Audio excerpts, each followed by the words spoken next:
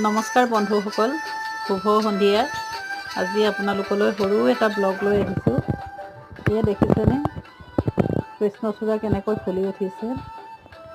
এই আমাৰ চিলাপথাৰ মহাবিদ্যালয়ৰ চৌপাশত থকা কৃষ্ণচূড়াজোপা সঁচাই বৰ সুন্দৰকৈ ফুলিছে। সেয়ে ভাবিলোঁ আপোনালোকৰ লগত অকণমান ভগাই লওঁ এই সৌন্দৰ্যৰ ভাগ।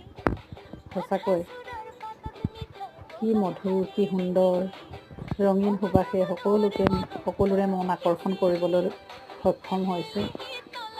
এই কৃষ্ণচূড়াৰ তলতে বহু শিক্ষাৰ্থীয়ে জীৱনৰ সপোন ৰচি গৈছে। বহু ছাত্ৰ ছাত্ৰীৰ জীৱনৰ সাক্ষী হৈ পৰিছে। সঁচাকৈ বৰ সুন্দৰ, বৰ মনোৰম। আপোনালোকক আগবঢ়ালোঁ, চাওকচোন কৃষ্ণচূড়াৰ মধুৰ হাঁহি। ধন্যবাদ।